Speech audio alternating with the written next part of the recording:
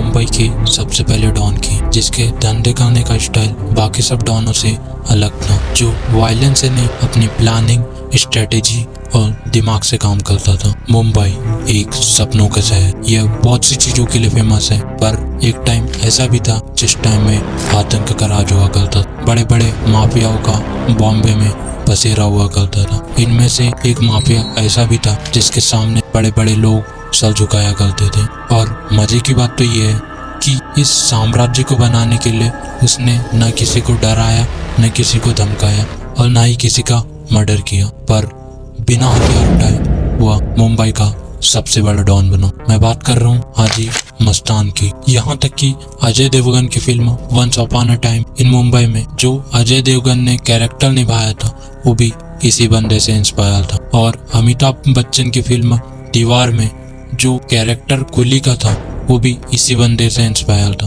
तो आइए बात करते मुंबई अंडरवर्ल्ड के सबसे बड़े डॉन हाजी मस्तान के बारे में।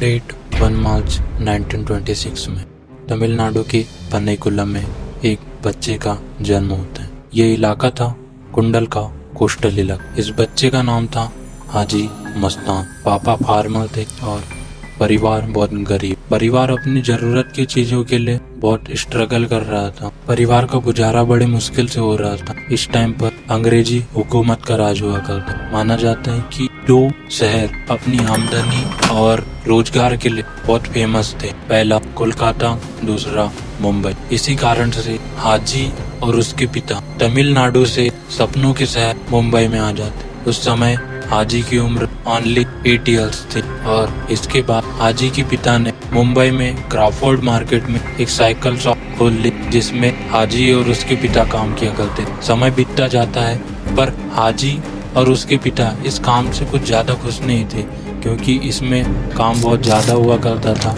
और आमदनी बहुत कम। मस्तान जब भी मालाबार हिल्स के बंगलों के साइड से आना जाना करता था, वहाँ से कभी भी अगर गुजरता था तो उसकी नजर हमेशा बंगलों, बड़ी बड़ी गाड़ियों पर पड़ती थी और वो अपने सपनों में, ख्यालों में खो जाता था।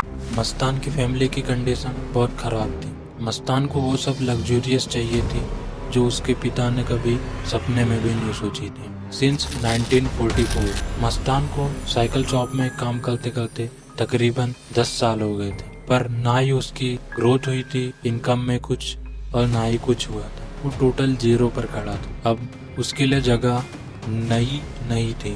तभी उसका एक दोस्त उसको बोलता है कि तुम डॉकयार्ड पे कुली का काम क्यों नहीं करते, इसमें पैसा भी ज्यादा मिलता है, कब तक कि ये साइकिल शॉप में काम करते रहोगे। पर शुरू में वो मना कर देता है, फिर बाद में पैसों की किल्लत को देखकर वह मान जाता है। अब हर दिन वह डॉकयार्ड में कुलीगिरी करता और शाम तक वो बहुत थक जाता था, पर वो किसी को कंप्लेंट नहीं करता था। वो किसी को बोलता नहीं था कि मेरे साथ तो ये हो रहा है, मेरे साथ तो वो हो रहा है। ऐसा करते करते उसके वहाँ के लोगों के साथ कनेक्शन बढ़ने लगते। एक दिन मस्तान देखता है कि उसके यहाँ एक छोटा मोटा गुंडा आया होता है जिसका नाम था शेर खान पठान। वह गुंडा हर महीने जब कुलियों को सैलरी मिला करती थी तब वह हफ्ता वसूली के लिए आया करता था। लोग इससे बहुत परेशान हो गए थे, लोगों को इससे बहुत प्रॉब्लम हो रही थी। एक दिन जब शेर खान पठान हफ्ता वसूली के लिए आता है तब मस्तान और उसके दोस्त मिलकर शेर खान पठान को इतना मारते कि वो कभी भी उस जगह वापस नहीं दिखाई देता। उसी दिन से मस्तान सभी कुलियों के लिए वहाँ का मसीहा बन जाता है। वहाँ के लोग उसे मसीहा मानने लगते हैं। शेख गालिब और मस्तान के बीच में अब व्यापार सही चल रहा था। एक दिन जब गालिब अपना माल मस्तान को इंपोर्ट करने के लिए दे रहा था और मस्तान गालिब का माल लेकर जब डॉक से बाहर निकल जाता है, तभी पुलिस की रेड बढ़ती है और शेख गालिब को पुलिस पकड़ के ले जाती है और उसे तकरीबन 3 साल की जेल होती है। जब वह 3 साल के बाद मस्तान से मिलता है तो मस्तान उसे अपने घर ले जाता है, उसे उसका सोना थमा देता है। तभी गालिब कहता है कि तुमने इस सोने को बेचा क्यों नहीं, तुमने अभी तक इसे संभाल के रखा है। तभी मस्तान कहता है कि मेरे अब्बा ने मुझे किसी का हक मारना नहीं सिखाया। तभी गालिब मस्तान से खुश होकर उसे अपना बिजनेस पार्टनर बना लेता है। पहले मस्तान को उस माल का 10% मिला करता था, अब मस्तान को उसी माल का 50% मिलने लगा। गालिब भी उसे बहुत पसंद करता था, उनकी गहरी दोस्ती होने लगी थी। अब गालिब किसी और के साथ नहीं, मस्तान के साथ ही व्यापार करता, स्मगलिंग करता। लेकिन मस्तान ने अपने दिमाग में एक चीज फीट रखी थी कि उसे कभी भी ड्रग्स और हथियार की स्मगलिंग नहीं करना। मस्तान अब अपनी हर डील पर वायलेंस से नहीं, अपनी प्लानिंग, स्ट्रेटेजी और अपने दिमाग से काम करता था। वह सिस्टम को पूरी तरह से समझ चुका था। उसे पता था कि कौन सी शिप कहाँ जाती है, कहाँ रुकती है, कौन सा माल कहाँ इम्पोर्ट होता है, उसे सब कुछ मालूम था। अब वह स्मगलिंग के धंधे में उतर चुका था। धीरे धीरे वो अपने सब शौक पूरे कर रहा था जो उसने बचपन में देखा था। अब समय बीतते जाता है, साल आता है 1950। ये साल मस्तान के लिए बहुत इम्पोर्टेंट था। इसी साल दमन और गुजरात के फेमस स्मगलर शुकुर नारायण बखिया और इसका भाई, ये दोनों को अपने स्मगलिंग के लिए एक लॉयल बंदे की जरूरत थी जो उनका माल मुंबई में स्मगल करा दे। तो उनका कांटेक्ट मस्तान से होता है और मस्तान इस चीज के लिए हाँ कर देता है। अब मस्तान की जिंदगी बदल रही थी। मस्तान को वो सब लग्जरियस मिल रहा था जो उसने कभी सपने में भी नहीं सोचा था। समय बीतते जाता है, मस्तान का स्मगलिंग का धंधा भी अच्छा चल रहा था, बखिया ब्रदर्स का भी धंधा अच्छा चल रहा था। पर एक दिन शुकुर नारायण बखिया का भाई की एक दिन मौत हो जाती है, डेथ हो जाती है। शुकुर नारायण का धंधा बहुत बड़ा था, वह इस धंधे को अकेला नहीं संभाल सकता था, उसका धंधा बहुत बड़ा था। इसलिए अब उसके पास ऑप्शन था कि वह मस्तान को अपना 50% का शेयर दे दे, उसे अपना बिजनेस पार्टनर बना ले। तो शुकुर नारायण वैसा ही करता है, वह मस्तान को अपना 50% का बिजनेस पार्टनर बना लेते हैं। अब दोनों की दोस्ती गहरी होने लगती है, दोनों की अब तगड़ी कमाई हो रही थी, दोनों का बहुत ही प्रॉफिट हो रहा था। मस्तान के विदेशों में और इंडिया में बहुत अच्छे कनेक्शन बन रहे थे, मस्तान की अब तगड़ी कमाई हो रही थी। मामूली से साइकिल शॉप पर काम करने वाला लड़का और डॉकयार्ड पे कुली का काम करने वाला लड़का अब बाहुबली मस्तान बन चुका था। वो स्मगलिंग का बादशाह बन चुका था। मस्तान था तो एक गुंडा, पर वो अपना काम इतनी सफाई से करता था कि किसी को कोई दिक्कत नहीं होती थी, किसी को कोई प्रॉब्लम नहीं होती थी। गवर्नमेंट और पुलिस भी उस पर कोई ध्यान नहीं देते थे, पुलिस वालों को भी इनसे कोई दिक्कत नहीं होती थी। देवर लाइक हाँ ठीक है करने दो, पर बाकी सब डॉनों को पकड़ो जो लोगों को डराते धमकाते, उनसे हफ्ता वसूली करते हैं और लोगों का मर्डर करते हैं, ऐसे डॉनों को पकड़ो। एक और चीज फेमस थी मस्तान की, वो थी लोगों की मदद करना। वह हर किसी की मदद करता था, चाहे वो पॉलिटिशियंस हो, चाहे वो पुलिस हो, चाहे वो लोकल, वो सबकी मदद करता था। वह पुलिस पॉलिटिशियंस को महंगे महंगे गिफ्ट देता ताकि उनकी लॉयल्टी मस्तान की तरफ बनी रहे, और बदले में पुलिस और पॉलिटिशियंस भी उससे लॉयल हुआ करते। वह उनके साथ उठता बैठता, देखते ही देखते मस्तान वो सब शौक पूरे कर रहा था जो उसने बचपन में देखा था, जैसे लग्जरी कार हो, बंगला हो, सब कुछ। मस्तान का एक फेमस ड्रेस कोड वो था white shirt, white pant, white shoes और गोल्डन वॉच, और मस्तान हमेशा व्हाइट मर्सिडीज में घूमता था। यही पहचान थी मस्तान की जो उसे बाकी सब डॉनों से अलग कर। मस्तान एकदम क्लासी था, एकदम माफिया की तरह, जो हमेशा रुबाब में रहता था, पर उठता बैठता ऐसे लोगों के साथ था जिनके जेब में कानून रहा करता था। मस्तान को पता था कि अगर उसे इस धंधे में बने रहना है तो उसे सभी से अच्छी ट्यूनिंग में रहना पड़ेगा, चाहे वो पॉलिटिशियंस हो या हो पुलिस या हो आम जनता। लेकिन अगर उसे किसी से दिक्कत होती थी तो वो उसका सामना वो वायलेंस से नहीं, वो अपनी पावर से करा करता था। उसका इन्फ्लुएंस इतना था कि पुलिस भी उससे पंगा लेने से 10 बार सोचती थी। लेकिन एक कस्टम ऑफिसर था जो लगातार मस्तान के धंधे में टांग अड़ा रहा था। मस्तान ने उसे पहले पैसों से खरीदने की कोशिश की पर वह नहीं मान। फिर बाद में उसकी ईमानदारी देखकर मस्तान ने एक जगह फोन घुमाया और उसका ट्रांसफर करा दी। माना जाता है कि कस्टम ऑफिसर जब फ्लाइट से जा रहा था, मस्तान से गुड बाय करने के लिए खुद आया था। सिंस 1960 के मिड से उसके बंगलो जो साउथ मुंबई के वार्डन रोड में, जो हमेशा फिल्मी स्टार, पॉलिटिशियंस, डायरेक्टर सभी से खचाखच भरा हुआ कर रहा है। और हर रोज वहाँ महफिल हुआ करती और लोग कहते थे कि अगर मुंबई में आपको नाम और फेम चाहिए तो आपको हाजी मस्तान के ड्राइविंग रूम से होकर गुजरना पड़ी। 1960-80 के दौर में दो ऐसे गैंगस्टर जो हाईली स्पीड से ऊपर आ रहे थे, एक था करीम लाला जो अफगानिस्तान से था और इंडिया में आकर बस गया, और दूसरा था वरदाजन मुदलियार जो तमिलनाडु से। यह भी मस्तान की तरह डॉक में बोरी उठाने का काम किया करता, पर मस्तान तो था यारों का यार। उसकी इन दोनों डॉनों से बहुत अच्छी दोस्ती हुआ करती। ये तीनों त्रिदेव जिनका साम्राज्य पूरा मुंबई था। माना जाता है कि इनके बीच इतनी गहरी दोस्ती हुआ करती थी कि इन्हें एक ट्रायो की तरह देखा जाता था।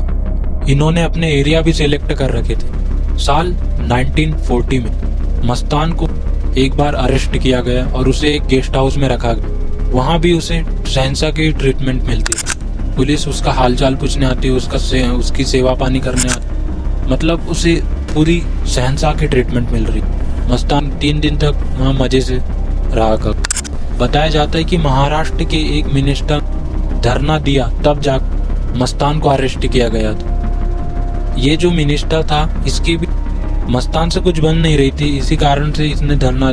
बाद में जाकर इनके बीच सब सॉर्ट आउट हो जाता है और इस मिनिस्टर को भी इससे कोई दिक्कत नहीं हुई। 70s के डिकेड में अब मस्तान का इंटरेस्ट आता है बॉलीवुड। वो बहुत सी फिल्मों को फाइनेंस कर रहा था। माना जाता है कि उस हर दिन उठना बैठ फिरोज खान, संजीव कपूर, राज कपूर, अमिताभ बच्चन जैसे बड़े बड़े एक्टरों के साथ हुआ करता था। माना तो ये भी जाता है कि अमिताभ बच्चन की फिल्म दीवार में जो कोहली का कैरेक्टर था वो भी इसी बंदे से इंस्पायर था।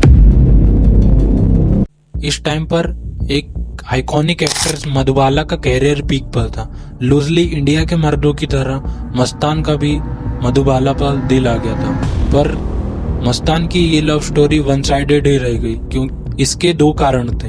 पहला कि मधुबाला की किशोर कुमार से हो चुकी थी और दूसरा यह एक दिल की बीमारी को फेस कर रही थी जिसमें मधुबाला की तबीयत दिन ब दिन बिगड़ती गई और तकरीबन 9 साल बीमारी से फाइट करने के बाद एक दिन मधुबाला जी इस दुनिया को छोड़कर चली जाती और मस्तान की वन साइडेड लव स्टोरी उसके दिल में ही रह जाती। पर कुछ ही दिन बाद उसकी लाइफ में एक सोना नाम की लड़की है। इसका पूरा नाम शाहजहां बेगम। ये एक बॉलीवुड में स्ट्रगलर एक्टर। माना जाता है कि मस्तान को भी सोना इसलिए पसंद थी क्योंकि उसका फेस मधुबाला से रिसेंबल करता है। मधुबाला को मस्तान बहुत चाहता था। इसी कारण से मस्तान ने सोना की फिल्मों पर कई करोड़ों रुपए बहाए। कई फिल्मों को उसने फाइनेंस किया, पर इसका रिजल्ट कुछ नहीं निकला क्योंकि उसकी फिल्में बॉक्स ऑफिस पर कुछ कमाल नहीं कर पाई, कुछ धमाल नहीं कर पाई। ऐसे फिल्म पूरी फ्लॉप हो और मस्तान का भी career as a film maker कुछ खास नहीं रहा और बाद में दोनों ने शादी कर। अब फिर से बात करते हैं मस्तान की गैंगस्टर लाइफ के बारे में। वैसे तो मस्तान की संजय गांधी से बहुत अच्छी दोस्ती थी, पर जब देश में इमरजेंसी लगी थी तब इंदिरा गांधी अपोजिशन के लीडर्स को जेल में डाल रही थी। तभी पुलिस मस्तान को भी स्मगलिंग और क्राइम्स के कुछ चार्जेस लगाकर मस्तान को जेल में डाल देती। ये पहली बार था कि मस्तान जेल गया था, वो भी 18 महीनों तक। माना जाता है कि मस्तान अपोजिशन लीडर्स की मदद कर रहा था उनको जेल से निकालने में। इस जेल में मस्तान की मुलाकात होती जेपी नारायण से। उन्हें ना ही फेम का लालच था और ना ही सत्ता की भूख। वह इंदिरा के कट्टर आलोचक थे। वहाँ के लोग उसकी बहुत इज्जत करा करते थे। इसी कारण से मस्तान भी उनसे बहुत इंस्पायर हुआ करता था। मस्तान को जेपी नारायण ने बोला कि तुम ये सब काम छोड़ दो और तुम एक अच्छी जिंदगी बिताओ, इस काम में कुछ नहीं रखा हुआ है। और मस्तान ने वैसा ही करा। 18 महीनों बाद जब वह जेल से निकला तब उसने अपने सारे क्राइम बंद कर दिए।